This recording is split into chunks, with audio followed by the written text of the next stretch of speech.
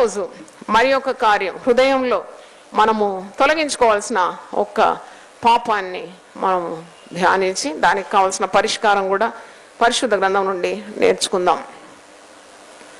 హృదయంలో ధనాశ అనేది దేవుని ప్రజలకు ఉండకూడని ఈ ధనాశ మరి సమస్తమైన కీడులకు మూలం. It is the root of all evil. అంటే ఈ లోకంలో ఉన్న కీడులన్నిటికీ మూలం ఏంటి? ధనాశ. అందుకే చాలా జాగ్రత్తగా ఉండాలి. విశ్వాసులు ఎప్పుడు కూడా దేవుని మీద ఉండాలి నీ గురి, కానీ ధనం మీద ఉండకూడదు. ఈ పట్టుదల నాకు గత 20 సంవత్సరాల నుండి దేవుడు నాకు దర్శనం ఇచ్చిన మొదటి రోజు నుండి ఇదే పట్టుదల. నా గురి, నా ధ్యేయము, నా మనసు దేవుని మీద ఉండాలి, కానీ ధనం మీద ఉండకూడదనే పట్టుదల ఈ క్షణం వరకు కూడా ప్రభు కృప ద్వారా మరి అలాగే నేను ముందుకు నడవగలిగినాను. ఒకవేళ ధనం మీద పెట్టినుంటే నాకు ఇలాంటి భాగ్యము, ఇంత గొప్ప మహిమగల సంఘాన్ని నడిపించడానికి ఉన్న భాగ్యము, ఉదయకాల 40 ఆశీర్వాదాలు ఇవన్నీ లభించకపోయేది. కానీ ఎందుకంటే దేవుని ప్రేమించినాను, ధనాన్ని వెనక పెట్టినాను. ఎందుకంటే నాకు తెలుసు దేవుని దర్శనాన్ని మనం కొనసాగించినప్పుడు, దేవుని మీద గురి పెట్టినప్పుడు మనకు కావలసినవన్నీ కూడా దేవుడు అనుగ్రహిస్తాడనే విశ్వాసం. దేవుని స్తోత్రం. యేసుప్రభు అందుకే అంటాడు మత్తయి సువార్త 6:33లో, మొదట దేవుని రాజ్యము నీతిని వెతుకు, అటు పిమ్మట నీకు కావలసినవన్నీ కూడా దేవుడు నీకు అనుగ్రహిస్తాడు. దానికి UPFA రుజువుగా ఉంది. దేవుడు అనుగ్రహిస్తాడు. మరి కనుక ధనాపేక్షను మనం తొలగించుకోవాలి. ధనాపేక్ష చేతనే దోపిడీలు జరుగుతున్నాయి. మీరు వార్తల్లో చూస్తే దొంగతనాలు కానీ, అత్యాచారాలు కానీ, హత్యలు కానీ, మరి ఇవన్నీ కూడా చెడు జరిగేది. దానికి మూల కారణం ఏంటనే ధనం మీద ఆశ. చూడండి, ధనము రోడ్డు మీద పోయే వాళ్ళను పట్టుకుంటారు, చైన్ స్నాచింగ్ అంటారు, లేకుంటే కత్తి పెట్టి వారి దగ్గర ఉన్న డబ్బులు లాక్కోవడం, లేకుంటే వారు నరికి చంపడం, వాళ్ళను వారి దగ్గర ఉన్నవన్నీ కూడా ఒలుచుకోవడం, ఇవన్నీ చూస్తున్నాం. ఎందుకంటే ధనం అంటే అంత భయంకరమైంది అన్నమాట. ధనాశ కూడా అంత మరి పాపం, అంత భయంకరమైన పాపం అని నువ్వు గమనించాలి. ధనం మీద ఎప్పుడు కూడా ఉండొద్దు నీ మనసు, దేవుని మీద ఉండాలి. ధనమా దేవుడా, నీకు ఎవరు కావాలి? ధనం కావాలన్నా నీకు ఏది కావాలి? దేవుడు కావాలి. అంటే నువ్వు దేవుని కలిగి ఉండాలి. వాక్యంలో మనం చాలా నిదర్శనాలు ఉంది. మొదటి రాజులు 21వ అధ్యాయంలో నాబోతు యొక్క ద్రాక్ష వనాన్ని రాజైన ఆహాబు ఆశిస్తున్నాడు. రాజుకి ఎందుకు అలాంటి చెడ్డ కోరిక కలిగింది? మన హృదయంలో ప్రవేశించే ప్రతి కోరిక అది మరి పవిత్రమైందా, పరిశుద్ధమైందా, దేవుని చిత్త ప్రకారం ఉందా అని ఎప్పుడు ఒక దైవ భయం మనకు ఉండాలి. ఇక్కడ రాజైన ఆహాబు, ఆయన మరి రాజుగా ఉన్నాడు, ఆయనకి ఏం కొదువ, ఆయన ఒక సామాన్యుని ద్రాక్ష తోటను ఆశిస్తాడనమాట. మీరు ఇంటికి వెళ్ళి మొదటి రాజుల గ్రంథం 21వ అధ్యాయం చక్కగా వరుస ధ్యానిస్తూ చదవండి. ఇక్కడ ధనాశ ఎంత కీడునకు, మరణానికి, శాపానికి, శిక్షకు దారి తీసిందో మనకు అర్థమవుతుంది. ఆహాబు రాజు నాబోతు అనే ఒక సామాన్యుని ద్రాక్ష తోట ఆశిస్తాడు. ఎందుకంటే ఇక్కడ మరి మీరు మొదటి రాజులు 21:2 చూడండి. ఆహాబు నాబోతును పిలిపించి, నీ ద్రాక్ష తోట నా నగరును ఆనుకొని ఉన్నది గనక అది నాకు కూర తోటకి ఇమ్మని, దానికి ప్రతిగా దానికంటే మంచి ద్రాక్ష తోట నీకు ఇచ్చేదను, లేదా నీకు అనుకూలమైన దాన్ని క్రయమునకు ఇమ్మని అడిగాను. నీ ద్రాక్ష తోట నాకు కావాలి. ఎందుకంటే కన్నుబడ్డదనమాట. మనకు కానిది ఎప్పుడు కూడా మనం ఎప్పుడు ఆశించదు కదా. ఇది రాజు ఆశిస్తున్నాడు సామాన్యుని ద్రాక్ష తోట. అప్పుడు నాబోతు ఏమని అంటున్నాడు? 3వ వచనం, నా పిత్రార్జితమును నీకు ఇచ్చుటకు నాకెంత మాత్రమును వల్ల పడదని చెప్పాను. నాబోతు అంటున్నాడు, ఇది నా తండ్రి సంపాదించింది నా కొరకు, నువ్వెంత ఇచ్చినా నేను అమ్మడానికి నాకు ఇష్టము లేదు. కొన్ని కార్యాలు మనం అమ్మడానికి ఇష్టపడం. అంటే తల్లిదండ్రులు పిత్రార్జితం, వారి కష్టం, వారి సంపాద్యం అమ్మి పడేస్తే, అంటే వారితో ఉన్న మమకారము, ఆ యొక్క ప్రేమ మరి మనకి ఇష్టం లేదు అలాగ అమ్ముకోవడానికి. నాబోతు కూడా అంటున్నాడు, నా పిత్రార్జితం నేను అమ్ముకోవడానికి నేను ఇష్టపడడం లేదు, నాకు ఎంత మాత్రం వల్ల పడదు అన్నప్పుడు ఆహాబు ఏం చేసినాడు? 4వ వచనం చూడండి. నా పిత్రార్జితము నీకు ఇయ్యనని ఇశ్రాయేలీయుడైన నాబోతు తనతో చెప్పిన దాన్ని బట్టి ఆహాబు మూతి ముడుచుకున్నవాడై కోపంతో తన నగరునకు పోయి మంచం మీద పరుండి ఎవరితోనూ మాట్లాడకయో భోజనము చేయకయో ఉంటాడు. రాజు స్థానమేమో రాజు. రాజుకు బాధ కలిగిందంట. అరే ఒక సామాన్యుడు నేను ద్రాక్ష తోట అడిగితే నాకు ఇయ్యడట, పిత్రార్జితం అంట, వాడు మరి అమ్మడానికి వల్లపడదని అంటున్నాడు. అంటే రాజు ముఖమంతా మూతంతా ఏం చేసినట, మూతి ముడుచుకోవడం కూడా ఉన్నది వాక్యం. మూతి ముడుచుకొని భోజనం చేయకుండా అలిగి ఇలా బాధతో పండుకున్నప్పుడు, మీరు ఇంకా చదవండి ఇంటికి వెళ్ళి, మరి రాణి యెజబెల్ రాణి వచ్చి అడుగుతుంది, ఎందుకు రాజా ఇలా ఉన్నావు అన్నప్పుడు, ఇలా నాకు సంభవించింది, నాకు ఆ ద్రాక్ష తోట మీద ఆశ ఉంది. అప్పుడు యెజబెలు అది పొందుకోవడానికి ఉన్న మార్గము, ఆమె చాలా she was a wicked queen, దుర్మార్గురాలైన రాణి కాబట్టి ఆమె కొన్ని ఎత్తులు వేసి ఆ యొక్క నాబోతు, అమాయకుడైన నాబోతును రాళ్లతో కొట్టి చంపించి వారి ద్రాక్ష తోట మరి రాజు వశంలోకి తీసుకోవడం ఇవన్నీ చూస్తాం. కానీ దీనివల్ల మరి జరిగిన కార్యము మీరు చూసినప్పుడు ఆ భయంకరమైన శాపానికి రాజైన ఆహాబు గురి అయినట్టు మనం చూస్తాం. ఇదంతా చరిత్ర. నేను ఎందుకు ఇది చెప్పినానంటే, కొన్నిసార్లు ఆశ అన్నమాట ఇతరులకు లాక్కోవడానికి, ఇతరుల సొమ్ము తీసుకోవడానికి, అది నీకు కీడు తెస్తుంది, శాపం తెస్తుందని ఎప్పుడు మర్చిపోకూడదు. ఇతరులకు సంబంధించింది నీ వశము చేసుకోవడానికి ఎప్పుడు ప్రయత్నించదు. నీకు దేవుడు ఇస్తాడు, ఆయన అన్న వస్త్రములను ధారాళంగా నీకు ఇస్తాడు. దేవునికి స్తోత్రం. నువ్వు నీ బిడ్డల కొరకు ఎలాగిస్తావో, నువ్వు ఆయన బిడ్డవు కాబట్టి, నువ్వు ఆయన ప్రజగా ఆయన చేసుకున్నాడు కాబట్టి, నీ అవసరతలన్నీ తీర్చడానికి ఆయన సమర్థుడైన దేవుడు. కాబట్టి ఎప్పుడు కూడా ఇతరుల సొమ్ము ఆశించదు. ఇక్కడ రాజయ్య ఉండి నాబోతు యొక్క ద్రాక్ష తోట కావాలని కోరుతాడు. చూడండి ఎంత దురాశ. దురాశ ఎప్పుడు కూడా దుఃఖానికి చీటు. దురాశ గర్భము ధరించి పాపమును కనును, పాపము పరిపక్వమై మరణాన్ని కంటది, మరణం సంభవించింది. కుక్కలు అతని రక్తాన్ని నాకే స్థితిగా, ఒక రాజు ఎక్కడ పడిపోయినాడు చూడండి, కుక్కలు వచ్చి నాకేనో అని వాక్యంలో ఉంది. భయంకరమైన చావు, శాపం. కనుక ఈ ధనాశ అనేది సమస్త కీడులకు మూలము. ఇట్టి ధనాశను నీవు తొలగించుకోవాలి. ఈ శిలువ ధ్యానాల్లో నీ హృదయ పరీక్ష చేస్తున్నావు. హృదయంలో ఒకవేళ ధనం ధనం, కొందరు గుండెలు ఎప్పుడు కూడా ఎట్టగొట్టుకుంటాయి తెలుసా, డబ్బు డబ్బు డబ్బు డబ్బు డబ్బు డబ్బు డబ్బు డబ్బు డబ్బు కొట్టుకుంటాయంట. డబ్బు కాదు, నీ హృదయంలో దేవుడు దేవుడు దేవుడు ఉండాలి. దేవునికి స్తోత్రం, హల్లెలూయా. పౌలు తిమోతికి రాస్తూ ఏమంటుంది, 6వ అధ్యాయము, నేను 6 నుండి, 1 తిమోతి 6 నుండి చదువుతున్నాను. సంతుష్టి సహితమైన దైవ భక్తి గొప్ప లాభ సాధనమై ఉన్నది. హల్లెలూయా. ఇది దేవుని మాట, ఇది మనుషుల మాట కాదు, దేవుడు చెప్పే మాట. తృప్తికరమైన జీవితం, సంతుష్టి సహితమైన దైవ భక్తి చాలా గొప్ప లాభ సాధనము అని వాక్యం బోధిస్తుంది. మనం ఈ లోకంలోనికి ఏమీ తెలియదు, దీనిలో నుండి ఏమీ తీసుకొని పోలేము. కాగా అన్న వస్త్రములు గలవారమై ఉండి వాటితో తృప్తి పొంది ఉందాము. తృప్తి కావాలి జీవితంలో. విశ్వాస జీవితంలో ఏం కావాలి? తృప్తి. నీకు ఏం తక్కువ? సిలువలో నీ కొరకు ఆయన ప్రాణమే పెట్టినాడు కదా. రోమీలకు రాసిన పత్రిక 8:32లో తన సొంత కుమారుని ఇవ్వడానికి వెనక తీయని ఆ తండ్రి తన కుమారునితో పాటు నీకు కావలసినవన్నీ కూడా ఎందుకు అనుగ్రహింపడు? తప్పకుండా అనుగ్రహిస్తాడు. దేవునికి స్తోత్రం. నీకు రక్షణని అనుగ్రహించిన దేవుడు నీకు ఈ లోకంలో కావాల్సిన అన్న వస్త్రాలేమి, నీకు కావాల్సిన సుఖ సౌకర్యాలేమి ఎందుకు అనుగ్రహించడు? నీకు ఆ విశ్వాసం ఉండాలి. దేవా, నాకు కావలసిన ఈవులన్నీ కూడా నీవు అనుగ్రహిస్తావు. తృప్తి అనేది జీవితంలో చాలా గొప్ప ఆశీర్వాదం అని నువ్వు గమనించాలి. తృప్తి లేని కొందరు స్త్రీలు ఉంటారు, భర్తలను పీడిస్తారు, దినమంతా పీడిస్తారు. దేవుడు ఒకవేళ మీతో మాట్లాడుతున్నాడేమో ఈరోజు ఉదయకాలం. పరిశుద్ధాత్ముడు ఎప్పుడు మాట్లాడే దేవుడు. తృప్తి లేకుండా భర్తలకు నెమ్మది ఇవ్వని చాలా మంది స్త్రీలు ఉన్నారు. దినమంతా ఏడిపే అన్నమాట, దినమంతా ఏడుస్తారు. ఇల్లు లేదంటారు, వాకిలు లేదంటారు. నువ్వేం చేసావంటావు, నువ్వు ఇన్ని సంవత్సరాలు సంపాదించింది ఎక్కడ పోయిందంటారు. చూడండి, భర్తలకున్న ఆ యొక్క ధైర్యాన్ని చెడగొట్టే స్త్రీలు ఉంటారు. తృప్తి ఉండాలి. చాలా మంది స్త్రీలు భర్తలను లంచగొండలుగా మార్చేస్తారు. వాడు ఇంత సంపాదించి నువ్వేం చేసినావు? ఒక స్త్రీ నా దగ్గరకు వచ్చి అంటుంది, అమ్మ నా భర్త శుద్ధ ముద్దండి, ఎందుకంటే లంచం తీసుకోవడానికి రాదట.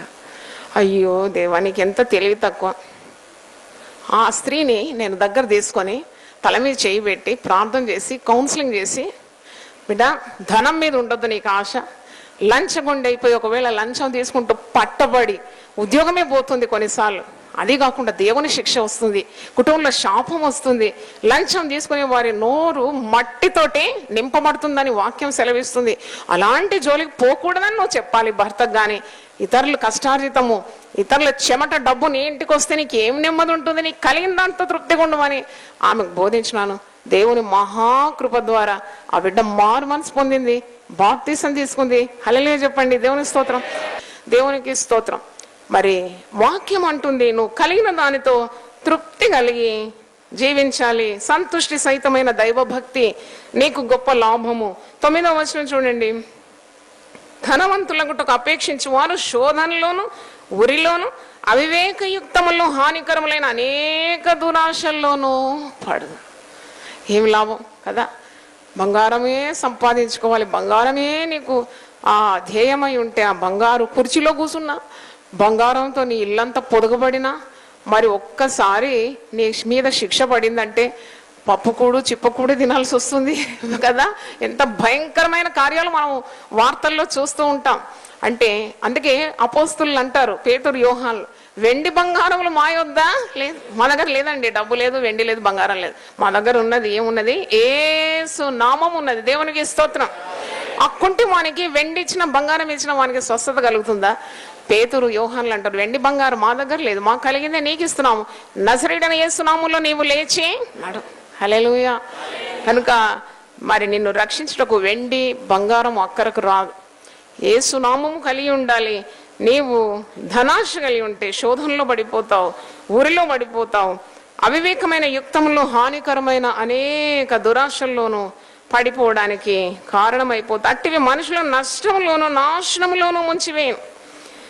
10వ వచనం. ఎందుకనగా ధనాపేక్ష సమస్తమైన కీడునకు మూలం. ధనాశ ఉండకూడదు అనమాట. నేను దేవుడు ఇస్తాడు అంతే. కష్టం అంటే దీని అర్థం ఇక నువ్వు కష్టపడొద్దు, సోమరిగా ఉండాలి, చేతులు కట్టుకొని ఉండాలి, ఏ పని చేయొద్దు, ఇల్లు కట్టొద్దు, వాకిలి ఉండొద్దు, పిల్లలకు ఏం నీతి మంతుడు తన పిల్లలను ఆస్తికర్తలుగా చేస్తాడంట. నీ కష్టం సంపాదించుకోవడంలో తప్పు లేదు. కానీ చాలా ఆశ కలిగి మోసాలకు పాల్పడి లేని ఇతరుల మరి కష్టార్జితం నీ ఇంటికి తెచ్చుకొని దొంగతనాలకు పాల్పడడం తప్పని. దేవుడే నిన్ను హెచ్చిస్తాడని ఒక ఆశతో నువ్వు బ్రతకాలి. దేవునికి స్తోత్రం. నీవు చేయు పనులన్నిటినీ దేవుడు ఏం చేస్తాడు? ఆశీర్వదిస్తాడు. నీ చేతుల కష్టార్జితాన్ని ఆయన ఏం చేస్తాడు? దీవిస్తాడు. దేవునికి స్తోత్రం. ఆయన దీవిస్తేనే దీవెనని విశ్వాసం నీకు ఉండాలి. కాబట్టి నువ్వు ధన మోహాన్ని వదిలిపెట్టాలని మనము నేర్చుకుంటున్నాం. హృదయంలో ధనాశ ఉండకూడదు. అనేకమైన కీళ్లలో నువ్వు పడిపోతావు. కాబట్టి దేవుని యందు భయభక్తి కలిగి ఉంటే క్రమంగా దేవుడు నిన్ను, ఇస్సాకును ఏ విధంగా దీవించినాడు? దేవుడు క్రమంగా దీవించినాడు. యెహోవా ఆ వ్యక్తిని మరి ఆశీర్వదించినాడు గనుక ఆ మనుషుడు మిక్కిలి గొప్పవాడాయను. చప్పట్లు కొట్టి దేవుని స్తుతించాం. యెహోవా ఆశీర్వాదమే ఐశ్వర్యం ఇచ్చును, అది నరుని కష్టము చేత ఎక్కువ కాదు. నువ్వు నెత్తి కొట్టుకొని పల్లీలు కొట్టిన నువ్వు గొప్పవాని కాలేవు. దేవుడు నిన్ను హెచ్చించాలి. కనుక ఇస్సాకు విత్తనము వేసి ఆ సంవత్సరము 100 ఫలము పొందాను. అంటే నువ్వు చేసే ప్రతి పనిని ఆశీర్వదించడానికి దేవుడు శక్తిమంతుడని విశ్వాసము నీకు ఉండాలి. ధనము లేదని నువ్వు బాధపడే అవసరం లేదు. నిన్ను దేవుడు దీవిస్తాడనే విశ్వాసం నీకుంటే చాలు. పెంట కుప్పల మీద నుండి ఆయన నిన్నేం చేస్తాడు? పైకి లేవనెత్తాడు. సోమరిగా ఉండడం దేవుని చిత్తం కాదు. కష్టపడు, ప్రయాసపడు. మరి దేవుడు నిన్ను దీవించాలనే కోరికతో ప్రార్థన చేయి. దేవుని మీద ఆశ పెట్టుకో. దేవుడే నిన్ను తగిన కాలం అందు హెచ్చిస్తాడు. మీరు 17వ వచనం చూడండి. 1 తిమోతి 6, ఇదే అధ్యాయము 6వ అధ్యాయం 17వ వచనం. ఇహమందు ధనవంతులైన వారు గర్విష్ఠులు కాక, అస్థిరమైన ధనమునందు నమ్మిక ఉంచక, సుఖముగా అనుభవించుటకు సమస్తమును మనకు ధారాళముగా దయచేయి దేవుని యందే నమ్మిక ఉంచుడని ఆజ్ఞాపించం. అంటే నీవు ఈ లోకరీతిగా ధనం సంపాదించుకొని గర్విష్ఠుగా ప్రవర్తించకుండా దేవుని కలిగి ఉండాలి. సమస్తము ధారాళంగా అనుగ్రహించి దేవుని అందే నీవు మరి నీ విశ్వాసం పెట్టుకొని ఉండాలని వాక్యంలో చూస్తున్నాం. 62వ కీర్తన 10వ వచనంలో చూసినప్పుడు నీకు ఒకవేళ ధనము హెచ్చినను దాన్ని నువ్వు లక్ష్య పెట్టే అవసరము లేదట. 62:10 బలత్కారమును నమ్మిక ఉంచకుడి, దోచుకొనుట చేత గర్వపడకుడి, ధనము హెచ్చినను దానిని నీవు లక్ష్య పెట్టు. నీ దృష్టి దాని మీద ఉండకూడదు.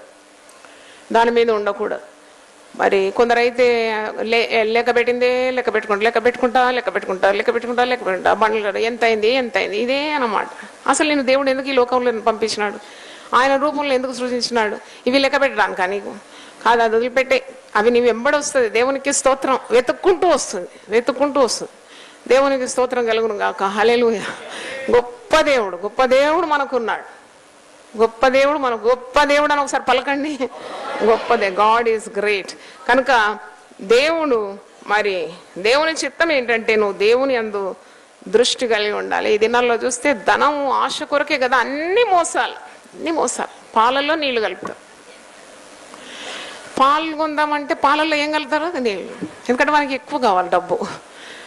నీళ్ళే, పాలే. నువ్వు నీళ్ళ కలిపింది ఆ నీళ్ళకే పోతుంది, నీళ్ళలాగా పోతుంది. కనుక నువ్వు యథార్థంగా కష్టపడింది అదే నీకు చెందుతుంది.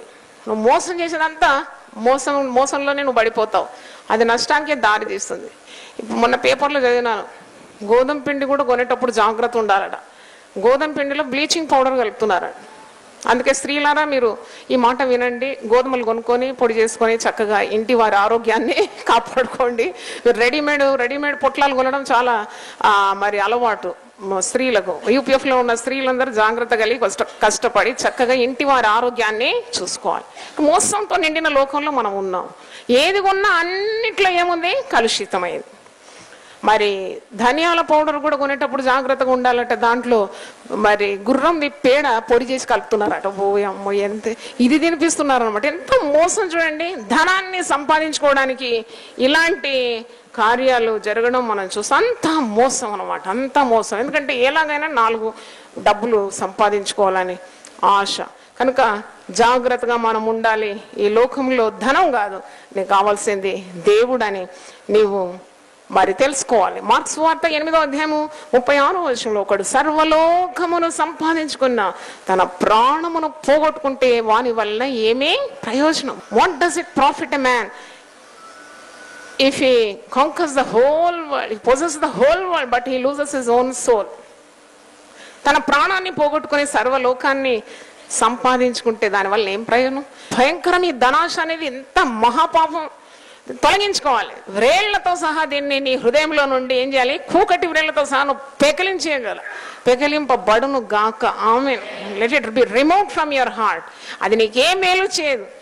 ధనాశ సమస్త పాపముల కంటే ఘోరమైంది. కాబట్టి ఇది నువ్వు తొలగించుకోకుంటే దీనివల్ల నీకు శిక్ష, శాపము, నష్టము, కీడు ఇవన్నీ కూడా సంభవిస్తుంది అని మనము తెలుసుకుంటాం. పరిశుద్ధ గ్రంథంలో చాలా నిదర్శనాలు ఉంది. గెహజీ పరిగెత్తినాడు, రథవేగంలో పరిగెత్తినాడు. ఎందుకు పరిగెత్తినాడు? నయమాను ఇచ్చే ఆ యొక్క బహుమానాలు. ఎలీషాకు బహుమానాలు ఇస్తే ఎలీషా ఏమన్నాడు? నాకు బహుమానాలు వద్దన్నాడు. అలాగుండాలి. అలాంటి వారు తయారు కావాలి మన యునైటెడ్ పీపుల్ ఫెలోషిప్ సహవాసంలో, సంఘంలో. దేవునికి స్తోత్రం. నీ బహుమానాలు నాకు వద్దు, నీ ఉంచుకో. చూడండి, ప్రవక్త అలా మాట్లాడుతున్నాడు. ఈ గెహజీ దగ్గరున్న వానికి ఎంత ఆశ అంటే పరిగెత్తున్నాడు. అయ్యో నా యజమాని బుద్ధి లేదు. ఎవడన్నా వెండి బంగారము ఆ యొక్క ప్రశస్త వస్త్రాలు ఇస్తే తీసుకోకుండా ఉండడానికి ఎంత బుద్ధిమాలిన వాడు. నాకైతే బుద్ధి ఉంది. నేను మెల్ల పరిగెత్తి ఆ రథవేగంలో పరిగెత్తి ఆ నయమాను దగ్గర నుండి నేనేం తీసుకుంటాను? ఈ బంగారం, ఈ వస్త్రాలు అన్నీ తీసుకుంటాను. అబద్ధం చెప్పి, దైవజనుడి మీద అబద్ధం చెప్పి అవి తీసుకున్నాడు. దాంతో పాటు ఇంకోటి వచ్చిందంటే ఏమొచ్చింది ఆయనకు? చూడండి, కుష్టు వ్యాధి తెచ్చుకున్నాడు. తనకు మాత్రంగా తన ఇంటి వారందరికీ కుష్టు వచ్చేసిందట, తరతరములకు వచ్చేసిందట. ఎంత భయంకరం అండి ఈ పాపం. అంటే ఒక పాపం ఒకటి చేస్తే ఇంటి వారందరికి రావడం మనం చూస్తున్నాం. ఆకాను ఒక్కడు ఆశపడి ఆ ధనాన్ని, బంగారాన్ని దాచిపెట్టుకున్నాడు. కుటుంబం అంతా రాళ్లతో కొట్టబడిందని యెహోషువ గ్రంథంలో మనం చూస్తున్నాం. అలాగే యూదా యేసు ప్రభువును 30 వెండి నాణేలకు అమ్మేసినాడు. ఎంత కఠినుడు, ఎంత దుర్మార్గం. ఆ ధనాశ రక్షకుని అమ్మేయడానికే, తెగించడానికి మార్గం చేసింది. అంటే ఎంత భయంకరమైన పాపం ఇది. యేసు ప్రభుతో 3.5 సంవత్సరాలు పరిచయంలో నడిచినాడు. అపోస్తలత్వానికి పిలువబడినవాడు. He had a royal and high calling to be with Jesus and to do great things for the Lord. కానీ ఆ పిలుపు గురించి ఉన్న శ్రద్ధ లేదు. ధనం మీద పోయింది దృష్టి. 30 వెండి నాణాలు, అది కూడా బంగారు నాణాలు కూడా కాదు. ఎంత ఎంత భయంకరుడు వీడు. అసలు యేసయ్యకి ఇంతే నా విలువ, 30 వెండి నాణాలకు యేసు ప్రభువును అమ్మేసుకున్నాడు. అలాంటి భయంకరమైన కార్యాలకు తెగించకూడదని వాక్యం మనల్ని బోధిస్తుంది. అననీయ సఫీరా వారు కూడా అమ్మిన దాంట్లో కొంత ఏం చేస్తున్నారట, వెనక కూడా వేసుకోవద్దు, దేన్ని వెనకేసుకోవద్దు.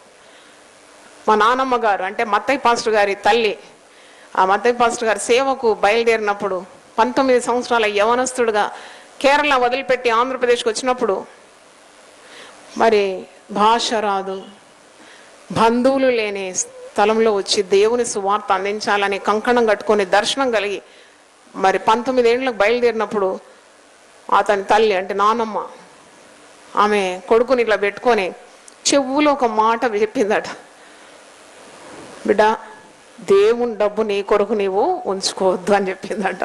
దేనిని ఉంచుకోవద్దు అని చెప్పిందంట. ఇంత బంగారు మాట కదా తల్లి ఉపదేశం. దేవునికి స్తోత్రం. దేవుడు ఏం ప్రతి అవసరతను తీరుస్తాడు కదా.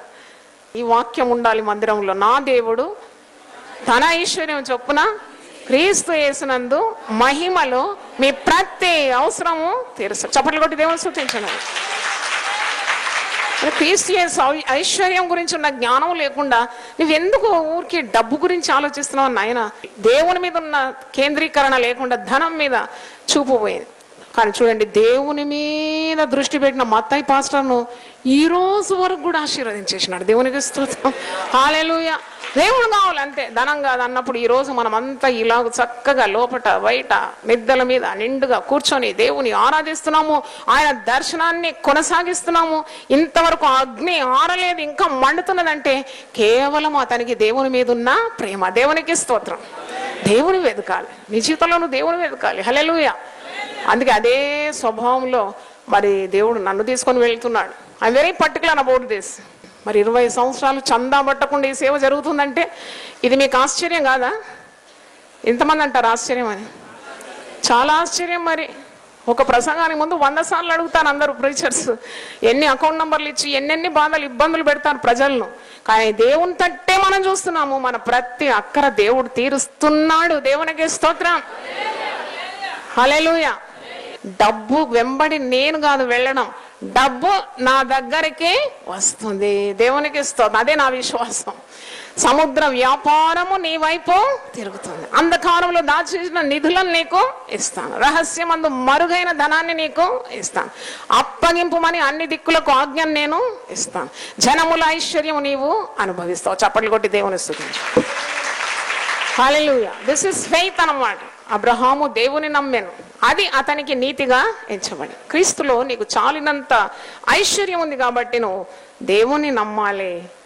మరి ఒకని కలిమి విస్తరించడం వల్ల వాని జీవనానికి అది మూలము కాదని యేసుప్రభు ఖచ్చితంగా లూకా సువార్త 12వ అధ్యాయము 15వ వచనంలో చెప్పినాడు. ఒకని కలిమి విస్తరించడం వలన వాని జీవనమునకు అది మూలము కాదు. దేవుడు కావాలి.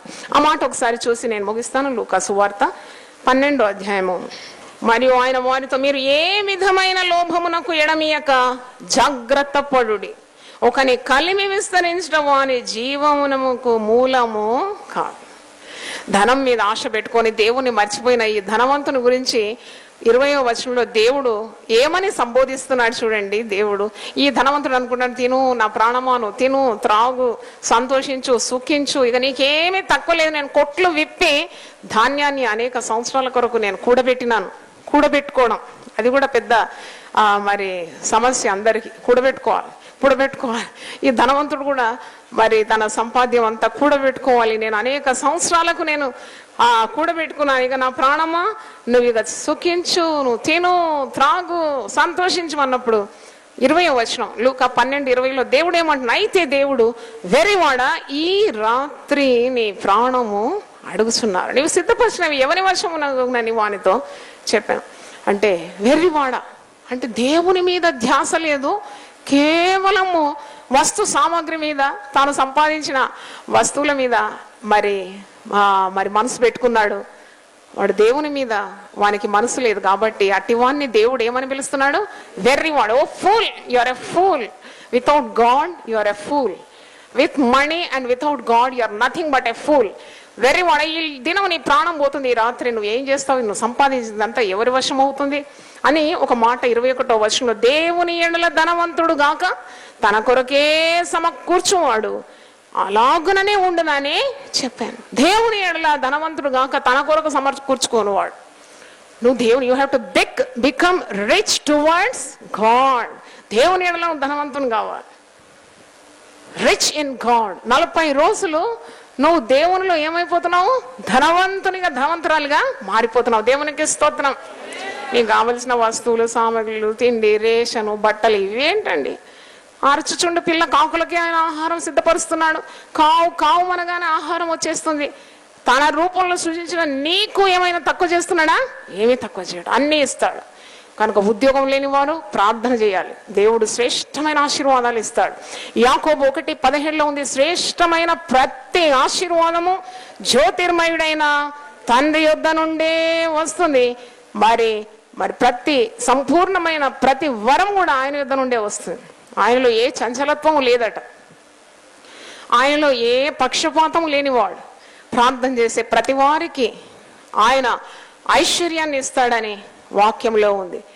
ఆయన ఏ పక్షపాతం లేకుండా ఆయన ప్రార్థన చేసే ప్రతి వారి పట్ల కృప చూపెట్టడానికి ఐశ్వర్యవంతుడైన దేవుడు. దేవుడి మాటలు దీవించును గాక. ఆమేన్. ఒక మాట ప్రార్థన చేస్తాను. ప్రభువా, నీ పరిశుద్ధ నామమునకు స్తోత్రం. వాక్యం ద్వారా మమ్మల్ని అందరినీ కూడా హెచ్చరించినందుకు వందనాలు చెల్లిస్తున్నాం. శ్రీమంతుడైన దేవుడు అని నువ్వు మా కొరకు సిలువలో దరిద్రుడుగా వేలాడినావు. ఎందుకంటే నీ యందు నమ్మిక ఉంచు వారిని ఐశ్వర్యవంతులుగా చేయడానికి, శ్రీమంతులుగా చేయడానికి నీకు ఇష్టమైంది కనుక నీకు వందనాలు చెల్లిస్తున్నాం. ధనం మీద మా యొక్క దృష్టి కాకుండా దేవుని మీద దృష్టి కలిగి ఉండడానికి సహాయం దయచేయండి.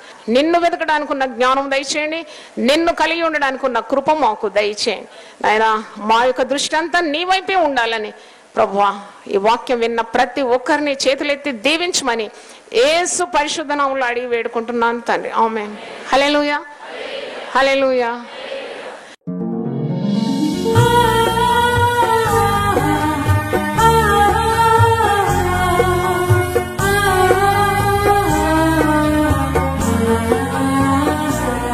నీ ధనము నీ ఘనము ప్రభు యేసుదే, నీ దశమా భాగము నీయ వెనుదీతువా. నీ ధనము నీ ఘనము ప్రభు యేసుదే, నీ దశమా భాగము నీయ వెనుదీతువా. ధరలోన ధనధాన్యములనీయగా కరుణించి కాపాడి రక్షింపగా. ధరలోన ధనధాన్యములనీయగా కరుణించి కాపాడి రక్షింపగా.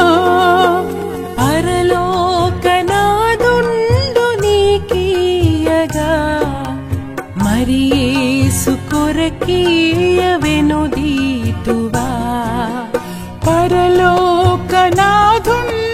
నీకీయగా మరి యేసు కొరకీయ వెనుదీతువా. నీ ధనము నీ ఘనము ప్రభు యేసుదే, నీ దశమా భాగము నీయ వెనుదీతువా. పాడి పంటలు ప్రభువు నీకీయగా కూడు గుట్టలు నీకు దయచేయగా. పాడి పంటలు ప్రభు నీకీయగా కూడు గుట్టలు నీకు దయచేయగా. వీడంగ ప్రభు యేసు నామంబును గడువేల ప్రభుకీయను క్రైస్తవా. వేడంగ ప్రభు యేసు నామంబును గడువేల ప్రభుకీయను క్రైస్తవా. నీ ధనము నీ ఘనము ప్రభు యేసు యేసుదే నీ దశ